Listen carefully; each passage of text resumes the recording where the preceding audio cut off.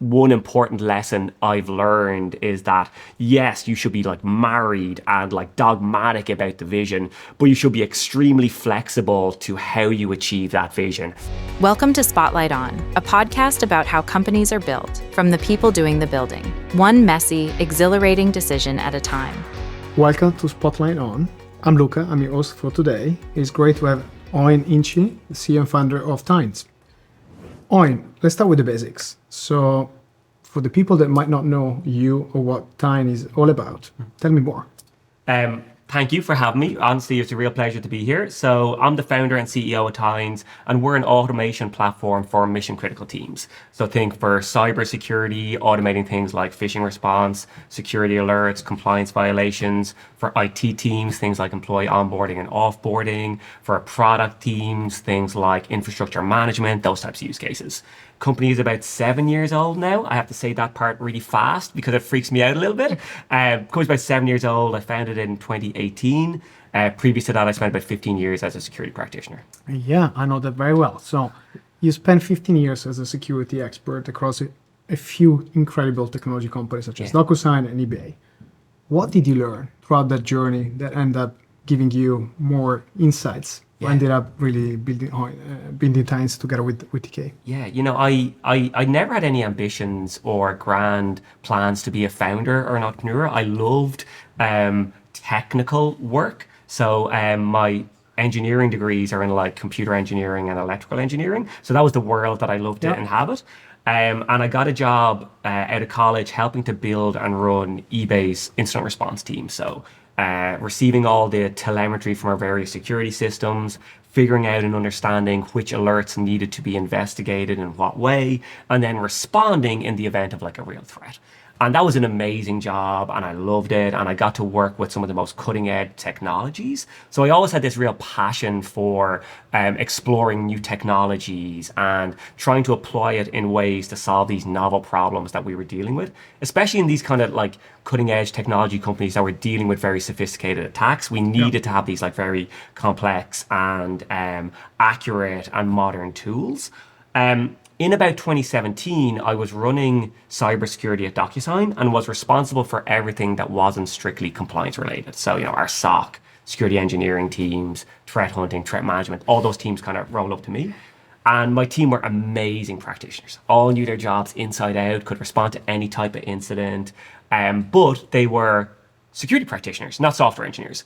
And increasingly, as that company was growing and as our ability to detect malicious behavior in our environments was improving, the amount of ops work on those teams' plate was increasing really quickly. And by ops work, I mean like running out phishing emails, responding to EDRs, making sure that compliance infrastructure was stood up correctly, etc.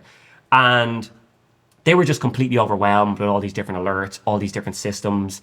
And when we benchmarked it, we found that about 80% of my team's time was spent doing something they'd already done that day.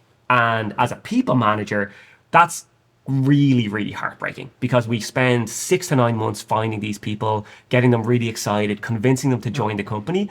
And then we just have them do the same mundane stuff over and over and over again. And that leads to human error, it leads to mistakes, it leads to risk, it leads to incidents. And frankly, it's also the reason we invented computers. So people wouldn't have to do this monotonous stuff over and over again. And so the genesis of Tynes was really out of those jobs. And we tried to find an automation platform that would allow my team, again, knew their jobs inside out, could respond to any type of incident, but would allow them automate their own repetitive manual tasks quickly, easily, at massive scale, without having to be software engineers and without having to know how to do things like Git and deployment and credential management and logging, take all that stuff off their plates and allow them focus on their jobs and the things they wanted to do better. And long story short, we couldn't find anything that came close to meeting our requirements. Nothing came close. They were too hard to use, couldn't handle the complexity of our workflows, or their pricing models were punitive for how we wanted to use the tool. And so I said, you know what, I can do a better job of this myself. And so founded Tynes really to scratch my own itch, I would say, in that this is a problem I'd experienced firsthand, and I wanted to go and build the company to solve this problem I'd experienced myself. That's very inspiring. And you met TK. I met throughout the TK. years, your Yeah. co-founder, Yeah. right? Yeah. My soulmate. Exactly. So, how you guys decided to build it on it together? What was the trigger for the two of you to decide to partner up? Yeah, so he and I had worked together for the best part of a decade. You know, we had worked together even before eBay in Deloitte for a couple of years. He and I then worked in eBay together. We went on to build a security team at DocuSign together. And so we really had a very, very good grasp of what our individual strengths were. And, you know, as security practitioners, we had been in extraordinarily stressful instant response situations, working together 24 hours a day type thing. And so we had a lot of trust. And I could never imagine doing a startup without him. It's just like, I just wouldn't have done it. And so it wasn't a case of, hey, I'm going to do this startup and I'm going to convince TK to maybe join me, or hey, if I do the startup, maybe TK will join, or if TK does something. Regardless of what my next job was going to be, it was going to be with TK in some way, shape, or form. And so it wasn't kind of like a light bulb moment that, hey, we should do this together. It was like, of course we're going to do this together. Like we're partners. We know each other really well, and so it's you know, we continue to argue like cats and dogs. At I know this. You've seen it. But it's always from a place of like enormous trust. Indeed. And we have huge respect for each other's like strengths and weaknesses. And it's because of that, I think, you know, it's one of the reasons we've been successful. That's great. Yeah. So, Talent's vision has been very clear from the get-go. Yeah. Do you think that early customers that you've been pitching call it the vision and the alpha product that you had in mind, at the same? Or you had to evolve, you had to adapt, you had to take some turns and listen to some feedback that maybe help out you shaping up maybe the early products? You know, I think the core vision and the North Star has been unwavering for the last 7 years. Hasn't changed. And the mission has always been the same. But the way we thought we would get there has evolved enormously based on customer feedback and insight. And a lot of the instincts that we held true in those early days, our customers convinced us that they weren't correct for various reasons. And I think that's one important lesson I've learned, is that yes, you should be like married and like dogmatic about the vision, but you should be extremely flexible to how you achieve that vision and the technology choices and hiring decisions you need to make to get there. Because as you know, like the world changes so quickly. Indeed. So quickly. And like when we were starting the company like 7 years ago, we didn't know that LLMs were going to be a thing. We didn't know that Gen AI was going to come on board. We didn't know COVID was going to happen. But we always knew that there should be a platform to power the world's most important workflows. And so our vision has always been to power the world's most important workflows, but we've always been exceptionally flexible to how we achieve that mission. I'll give you an example. I'm going to get into the weeds a little bit here, but one of the initial categories that Tynes kind of played in was SOAR, so security, orchestration, automation, and response. And SOAR was kind of a technology that began to evolve while I was a practitioner, like 2015, 2016. There was a couple of early companies, and we looked at those platforms when we were trying to find a platform for DocuSign. Exactly. And we didn't like them. We felt the vision needed to be a little bit differently. But, you know, SOAR was this combination of 4 technologies. It was kind of like a workflow automation product, a case management product, a threat intel product, and an analyst collaboration product. That was kind of how Gartner and Forrester and those folks bucketed it. And we only did workflow automation. That's all we did. We had this very strong belief that what really mattered was workflow automation, and you shouldn't have case management. They should be completely separate and segmented. And there was a certain cohort of customers that absolutely believed that as well. They were like, yes, you're completely right. And these were my people. Like, they looked like me, they dressed like me, they came from the same companies as me. But over time, we heard from more and more of our customers, like, totally get it, understand your vision, but here's my world. And here's the day-to-day challenges that I face. And my needs and the way my organization works. I've actually never lived that. And so as a result, we completely changed our mind on how case management and Tynes should work together. And we released our case management product as a direct result of that. And, you know, I had to tell the team, I just got this wrong. You know, I got it wrong. Like, here's what I believed. Here's what I've heard. Here's why we're changing. And now the vast majority of our customers also use our case management product. So it's just a good example of like, yes, stay true to your vision, but don't be shy about Always admitting be you've been wrong in flexible certain and open. ways. Yeah. But going back for a second to the early days, Yes, sir. what was the first customer? How did you sell it? Yeah, so for the first 2 years, we were bootstrap and self-funded. So myself and TK working in this tiny little office under a bridge in like South County Dublin in Ireland. And we just wrote code, talked to customers 12 hours a day, 7 days a week. That's all we did. And we were first-time founders, first-time entrepreneurs, had no real understanding of how things like this worked, except from the practitioner or buyer's point of view. And so we found ourselves talking to people from our network as those initial kind of prospects, for want of a better term. So we would reach out to people that we knew, that we had worked with, that trust us and say, hey, we're building this product. It's going to do X, Y, and Z. Here's the reason we're building it. And they're like, okay, sure, we'll give you a shot. And so I one of the opportunities we found ourselves in as a result of someone we'd worked with previously, it was a bit of a charity like layup, honestly. They were evaluating like a product from a $60 billion company and a $30 billion company, and this company from Ireland with 2 people and €100 in the bank. And we had no concept that you can't do that. Like, that's not how these things work. Like, you shouldn't be doing it.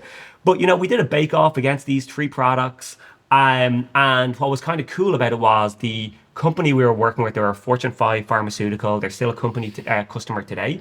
And they had 3 globally dispersed SOCs. And they were evaluating these 3 products.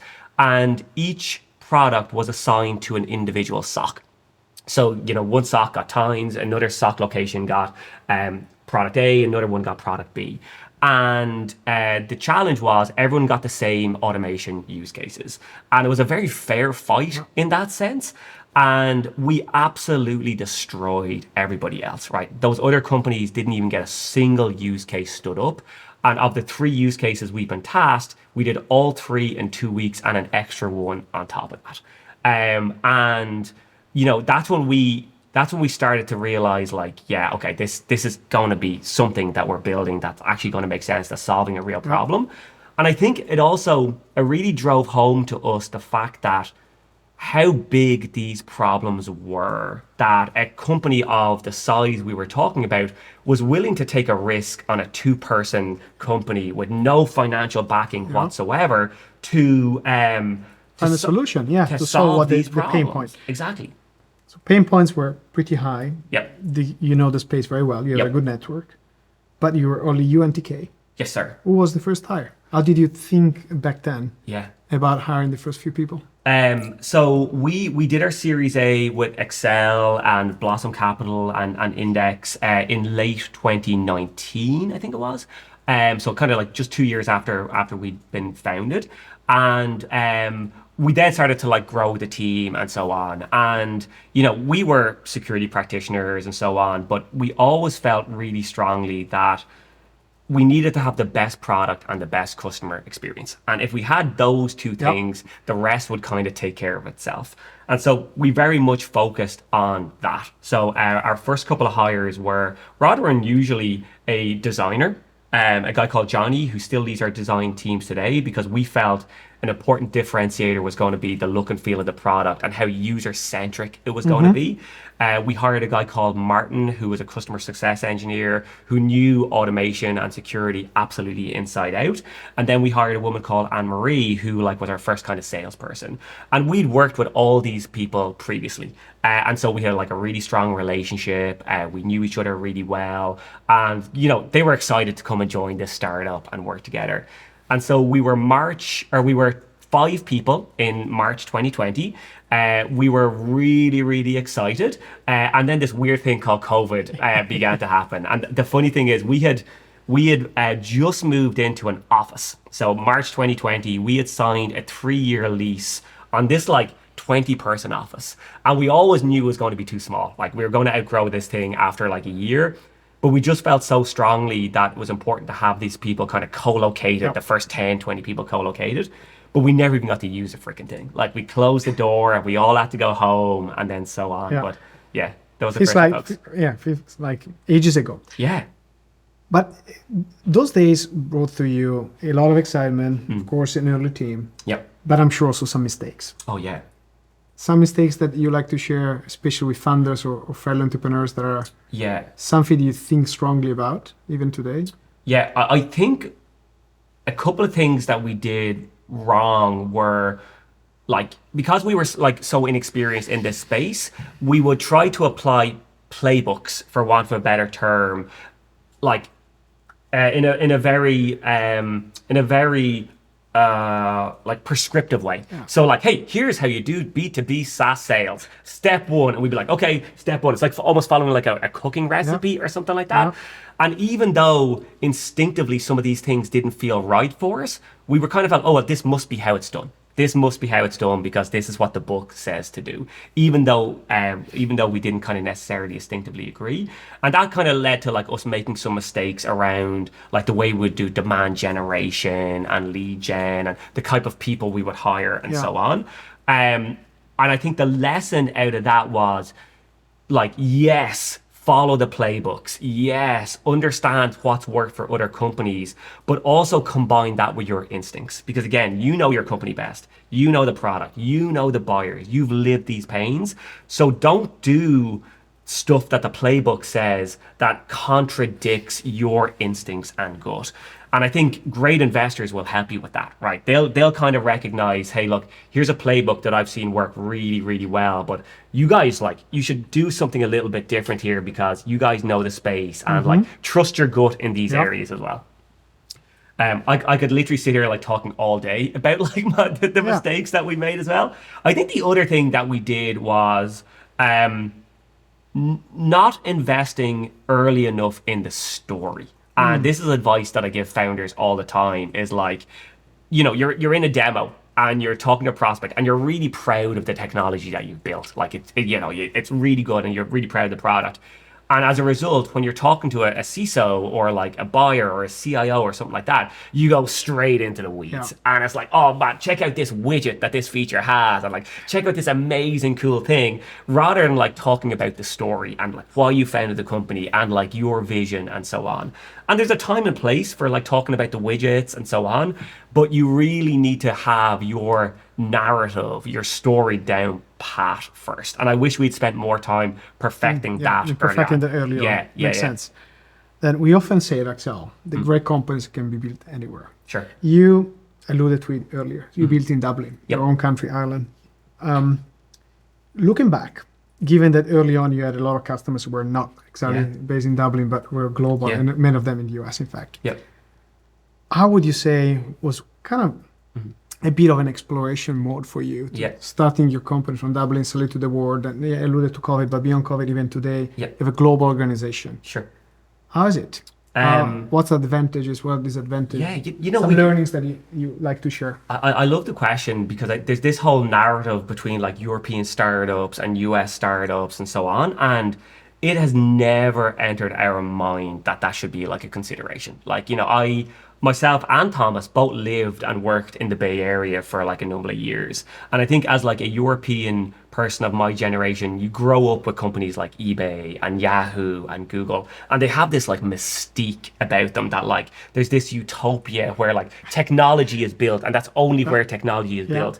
And then you work for these companies and you live here and you're like, oh, they're just like us. And so once that kind of like the curtain has dropped around that, you begin to realize, like, why can't I build a company from over here? And, you know, we ran teams where we had direct reports all over the world reporting to us in Dublin. So we were very used to doing like crazy hours and just getting what needed to be done when it needed to be done. And so when we founded Tynes, we were always going to like build the company, or at least found the company in Ireland. And we never tried to like hide the fact that we were based in Ireland or based in Europe. We were always like really honest with people when they were talking to us. Like we were like, oh yeah, we're in Dublin, you're in the Bay Area, awesome, so on and so forth. Now when we did our Series A, that was one of the things we started to talk about, you know, in early 2020 was like, okay, like, does it make sense for myself or Thomas to move to the US and kind of like help establish a team? At that stage, 80%, 90% of our customers were in the US and we were supporting them from Ireland and doing a good job of it. But then COVID happened, right? We were in the middle of these conversations. COVID happened, and the option was just taken off the table. And so we had to hire people from Dublin. So we hired our head of product, who was based in Boston. We hired our head of US sales, who's based in Vancouver, BC. And we ended up like getting to a stage where we had people in 23 states in the US.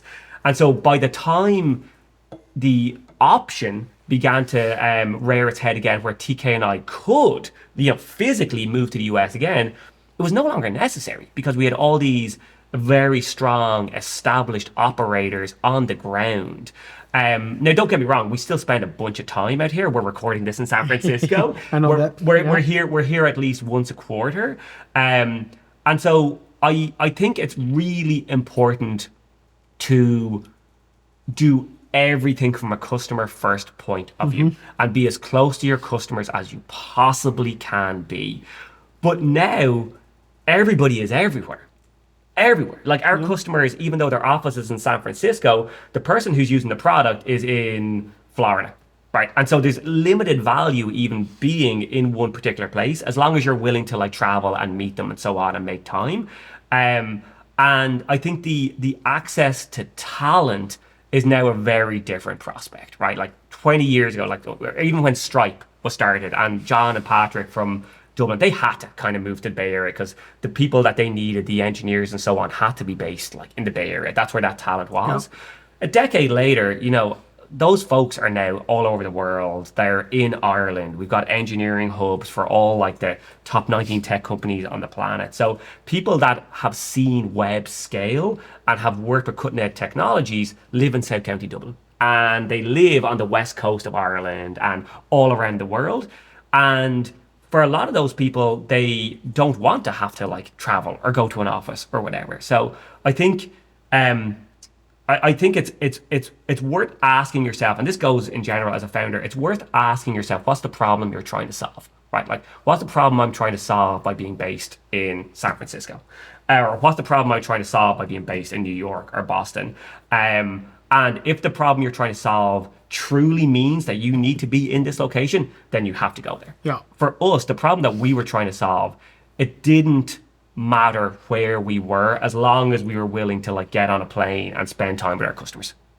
Speaking of customers, you said earlier you started with tech lean organization. Sure. I mean, even today, you go on your website of Times, you'll see amazing logos of the most beautiful tech companies in the world. Yeah. But over time, you've been serving also enterprise. Yep.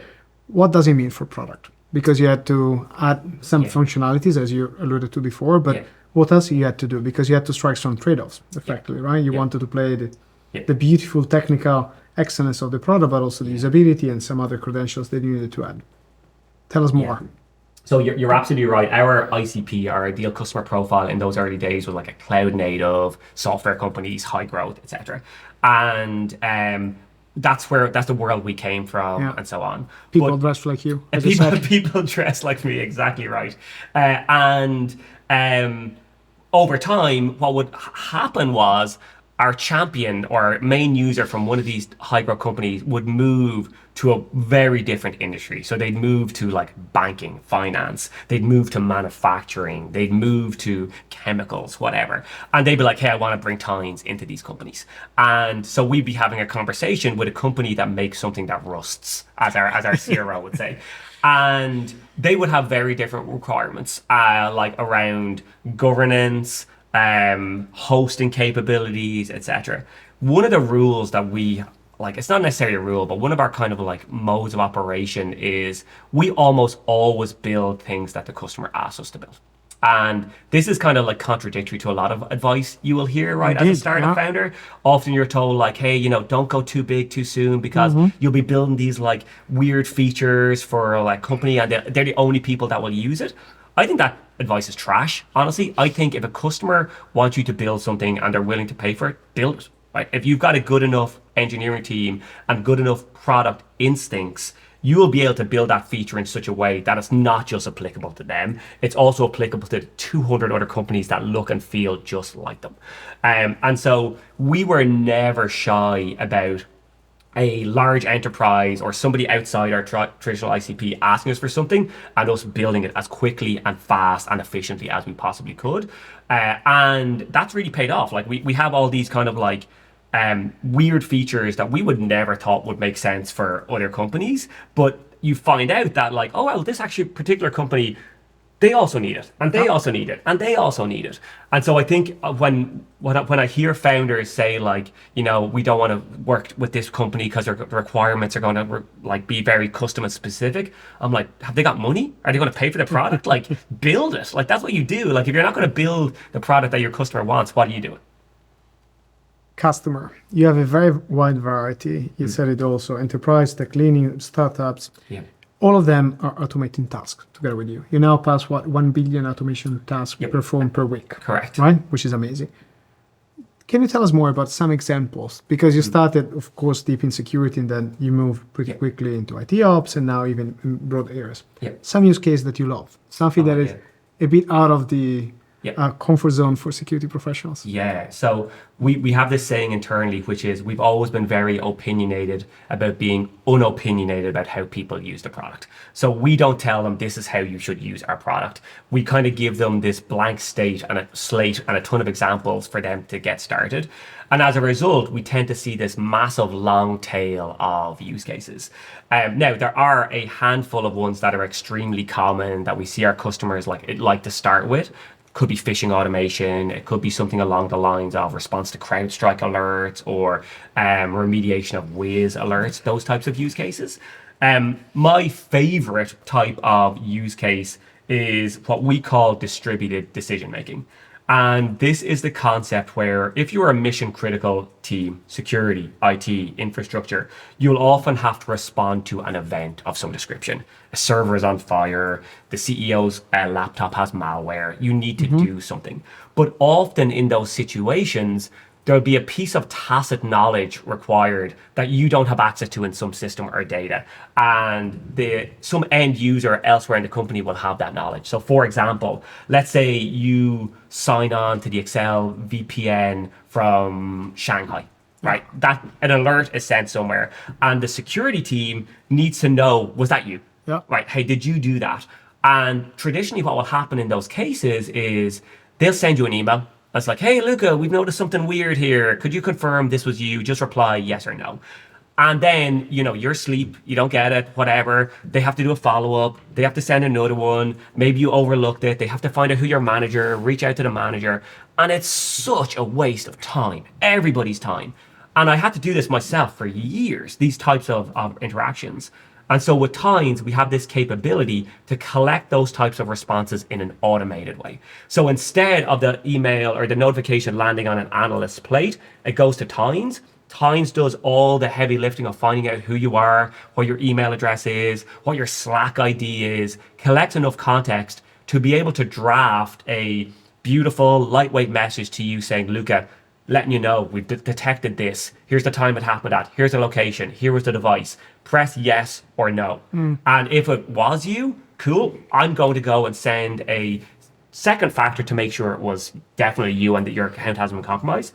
If it wasn't you, then I'm going to ring the bells, right? Alarm is going off, etc. And that's a really unglamorous use case, right? Like but it saves, I'm not joking, millions of hours of our customers' times every single year.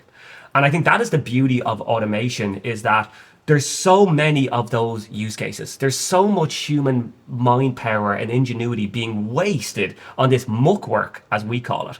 And you can just apply it to Tines and have the end users then begin to focus on the business impactful stuff that's really going to make a difference for your company. So that's the kind of category of use case I like. In terms of kind of fun use cases and things that when you see it, you kind of blow your mind and you're like, I never would have imagined seeing people use that. We've got customers using Tines for everything from opening their garage door from their car. Like, hey Siri, open my garage door. We've got customers and users using Tines to remind them to take their diabetes medication. Oh, wow. We've got customers using Tines to optimize the solar usage within their houses.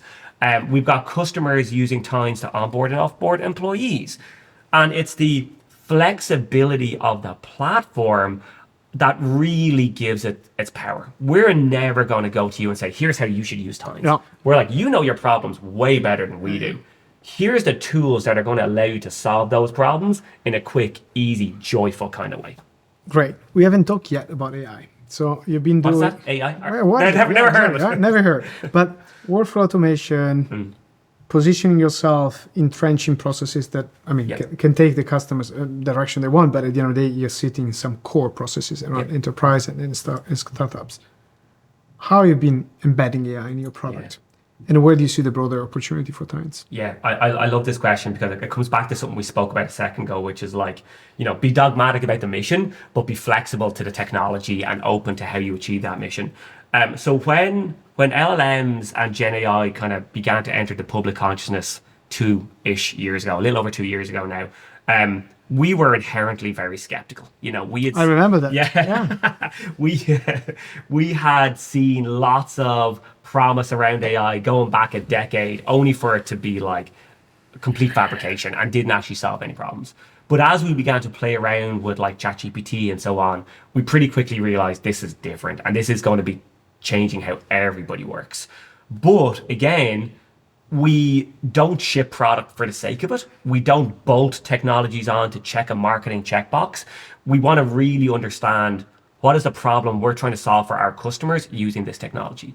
And so as a result, we spent a year, at least a year and 70 plus failed experiments trying to figure out how we could add this technology to Times in a way that added real value to our customers and wasn't just part of the hype train. And that was really hard, right? Because we were getting pressure from the market. We were having board meetings talking about our AI plans. And we were like, look, we're going to build something. We just don't know what it is yet. We haven't found the right thing. And eventually we landed on this fundamental understanding about our customers' usage of AI and what it mattered to them. And what we realized was the very first thing we need to do before we build any magic sprinkles within the product is we need to figure out how to secure this data, how to secure these models. And that's going to be fundamental for these mission critical use cases. No. So the first thing we did was like 6 months of unglamorous work, right? Like just building the foundations that allowed us to run these models in such a way that there was no training, there was no fine tuning, there was no logging, there was no new sub-processors, there was no sending information to random places. And once we had that, then we could begin to think about what features do we want to build and so on. And that meant we went a little bit slow at the start, but it's meant since we've had that, we've been able to really accelerate. And so now 70% of our customers are using the AI features we've built since we've established this trust. And it means when we go through these very strict, exhaustive AI review boards at our prospects and our customers, they love us because it's like no new suppressors, no new training, no logging. You're the only people doing that. Amazing. We're in. So it's been worth it in the long haul. But in terms of the features that we built on top of this foundation, our mission is to power the world's most important workflows. So what we do is with some of our AI features, we allow our customers to build better workflows. So we allow them to use natural language to describe the type of workflow that they want, to describe the very intricate data transformations that they're trying to achieve using natural language. And that dramatically reduces the barrier to entry in these types of products. That's kind of build better workflows. We started to ask our customers, why aren't you using AI more, right? Like we all agree that this is going to change the way everybody works, but the real business impact, at least that we're seeing, has been fairly limited and unimpressive. Very siloed, right? Right, exactly. And there was 2 things that consistently came up during those conversations that we'd have with customers. And the first was, look, yes, these models are amazing, they're incredible, etc. But they have no access to my real-time and proprietary information. And so the actual value that they can provide to me is fairly limited because they have no access to my security data. They have no access to my firewall logs. They have no access to my Okta credentials, all this kind of stuff. And I don't have the time, energy, resources, or desire to move all that data regularly into some fine-tuning pipeline. First problem. Second problem they had then was, look, we all again agree that these models are going to take action on our behalf at some point. But today, I can't trust them, right? Especially in these mission critical use cases. They're non-deterministic, they hallucinate, and so on. And I just said, okay, totally get it. So these are the two challenges. And what we quickly realized was, workflows are the perfect answer to both these problems. We've spent 7 years building tens of thousands of integrations. We spent 7 years building a way for you to connect to any system in any site quickly, easily, and at massive scale. So we can solve the real-time access to proprietary systems and data immediately. And then the second challenge around like predictable, accurate action on a customer's behalf, again, that's what we do. We do that 1 billion times a week for our customers. So we started to think, could we combine what we do really well, which is access, authentication, enterprise security, guardrails, deterministic action? Can we combine that with what workflows do really well, LLMs do really well, which is, summarization of large amounts of data, contextual understanding, being able to determine what tool to execute at a certain time.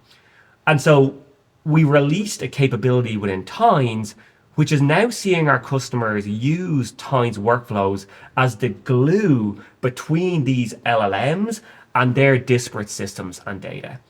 And that's been one of the reasons we've 10x'd the number of events that we perform on our customers like on a daily basis, because we've gone from being an important part of everybody's technology stack to kind of being the key ingredient of every enterprise technology strategy for the next 3 to 5 years. Because companies are like, this is going to be how I get real business value from these foundational models. That's very exciting. Yeah. And it's also very exciting to celebrate your recent fundraising, right? You're now valued more than $1 billion. Yeah. You recently announced your Series C, and congratulations for this Thank important you. milestone. How does it feel? 7 years in, role of a CEO. Sometimes we say, actually very often we say, it's a bit of a lonely job. How has been the journey for you as a CEO? What would you say? You're going to get me emotional. This is the part where I begin to shed a tear. If you had told me 7 years ago when I founded the company that this would be the position that we would be in, it's trite and a cliche, but I really wouldn't have believed it. This was never the ambition, right? The ambition was always to build a product that we wished we'd had and to make our customers wildly successful and fall in love with the product. That's what we wanted to achieve. And we've kind of like achieved all these massive milestones. We'll be 450 people at the end of this year and this huge valuation. And we've raised $300 million, give or take. But the way we've always looked at these fundraising and these milestones is it allows us to do more of what we love, which is making our customers wildly successful and building a product that we are so, so proud of. And so we've never thought too much or too deeply about the valuation or the round or the amount raised or so on. It's always been, what will this allow us to achieve? And what's the next great milestone in terms of product and customer success that we'll be able to achieve as a result of this? And I think, kind of anti-intuitively, this is one of the great things about being out of this, like the San Francisco bubble a little bit, is that we were never a company that was motivated or caught up in these huge valuations or like those kind of like paper achievements. We were always so focused on the customer. But this is the best job I've ever had. Genuinely, like the longest job I ever had before Tines was like 3.5 years. I tended to get bored really easily and want to do something new and exciting. But every day in Tines is a new challenge. Every day I get to push myself in a different way. Every day I'm humbled by the intelligence of the folks on the team and their desire to do right by customers. And so it's an honor and a privilege to get to lead this company and work with our teams. And I think what's most exciting for me is I genuinely feel as if we're about 1% done with what we're trying to achieve. We've been doing this for 7 years, yes, but in terms of what we want to achieve and the ambition of our vision, it feels as if we're like 1% of the way there. So we're going to continue to be focused on customers and product. And I always, again, kind of coming full circle, I really feel as if you do that, like build a great product, focus on customers, everything else takes care of itself. the fundraising, the hiring, the culture, and you can just go and kind of like maintain energy and maintain like humility and just really focus on Yeah, the that's team. very much your leadership style. I think Eoin is very clear, and I think throughout your words, it become hopefully clear to everybody. But maybe a few more words about role as a CEO is also making sure that you maintain the culture Sure. and the core values of the Yeah. company, the way you define them. Yeah. But it's also maintaining the performance of the company. Yep. How have you been able to do that? And how, because normally it's hard to do, especially at scale when you grow fast. Any advice that will you recommend to a younger founder or people that are ahead a bit early in their journey? Yeah, I think so. My background is software engineering and electrical engineering. It's logic gates and like C++ code, and so productivity models and organizational culture and structural boundaries within an organization. That was all stuff I had to learn on the job, and so I think the advice I would give founders or entrepreneurs is like, be really intellectually honest with like what your strengths are and what your weaknesses are. And you don't need to have to be amazing at everything. You really don't. But you have to understand and be honest with yourself around what you're good at, what your strengths are, and what are the things that give you energy as a leader and as a founder. And for the other stuff, hire people that They're are better than you. exactly, that are world class and get energy from those things, and give them the autonomy and give them the motivation and incentivization and purpose that they need to be successful as well. And once you kind of do that, you can attract amazing people, right? Like you can attract incredible people that like are drawn to the mission and drawn to the leadership style and so on. And then you need to be, again, honest with yourself that you're going to get it wrong all the time. And you're going to hire the wrong people. You're going to miss a quarter. You're going to ship the wrong stuff. And you have to own that. You really have to own. There's no pointing fingers in this game. You have to say, I got that hire wrong. We've let the person go. Or, I admit it was my bad.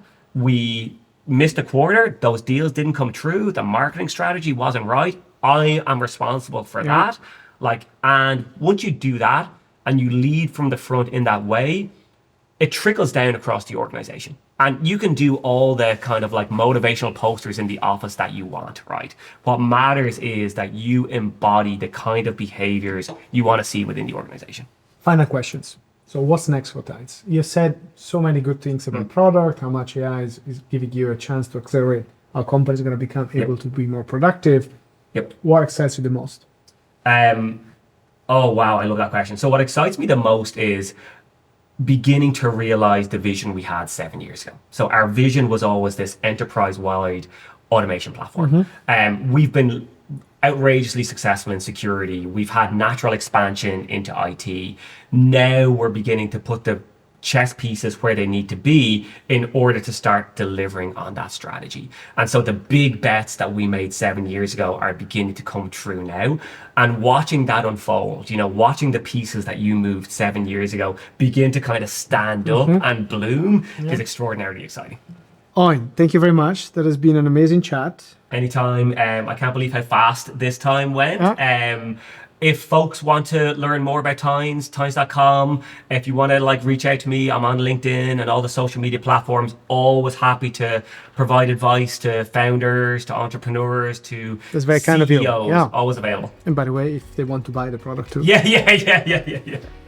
Absolutely. Cool. Thank you, Luca. Appreciate it, man. Cheers.